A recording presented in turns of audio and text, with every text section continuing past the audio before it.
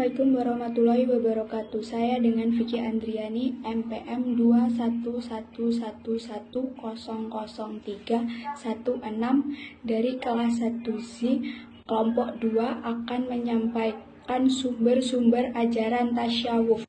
Pengertian tasawuf. Tasawuf adalah bagian dari syariat Islami, yaitu wujud dari ihsan. Salah satu dari karangan ajaran Islam yaitu iman, Islam, dan ihsan. 1. Unsur Islam. Secara umum, ajaran Islam mengatur kehidupan yang bersifat lahiriah dan jasadiah, dan kehidupan yang bersifat batiniah. Pada unsur kehidupan yang bersifat batiniah itulah kemudian lahir tasyawuf. Unsur kehidupan tasyawuf ini mendapat perhatian yang cukup besar dari sumber ajaran Islam, Al-Quran dan Al-Sunnah, serta praktek dalam kehidupan Nabi dan para sahabatnya. A. Al-Quran. Al-Quran adalah kitab untuk seluruh umat manusia, meskipun pada saat yang sama, dan inilah yang lebih utama. Ia merupakan kitabnya kaum minoritas, kitab bagi mereka yang terpilih secara spiritual. Assalamualaikum warahmatullahi wabarakatuh. Saya Tania Aprilia, NPM 211100308, ingin melanjutkan presentasi dari Saudara Vicky Andriani. Baik. B. Sunnah serta praktek kehidupan Nabi dan para sahabatnya. Banyak hadis fi'liyah yang menggambarkan kesederhanaan Nabi Muhammad SAW yang bisa ditafsirkan sebagai kehidupan tasawufnya. Menurut Aisyah, Rasulullah SAW pernah tak merasa kenyang dari makan roti selama 4 bulan.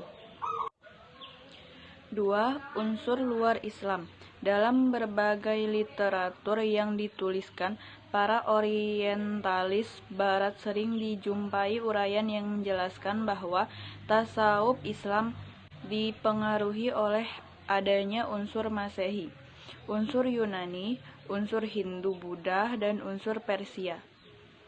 Hal ini secara akademik bisa saja diterima, namun secara akidah perlu kehati-hatian.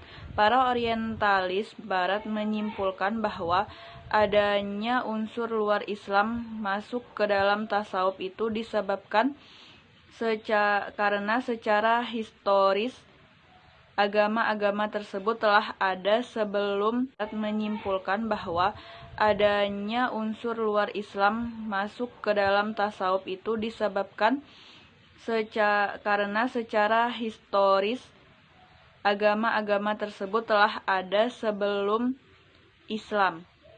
B. Unsur Yunani.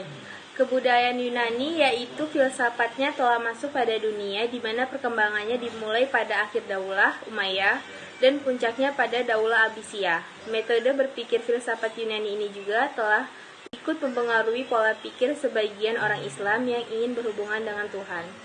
C. Unsur Hindu atau Buddha. Antara tasawuf dan sistem kepercayaan agama Hindu dapat dilihat adanya hubungan seperti sikap fakir Darwisi. Al-Birawi mencatat bahwa ada persamaan antara cara ibadah dan mujahadah tasawuf dengan Hindu.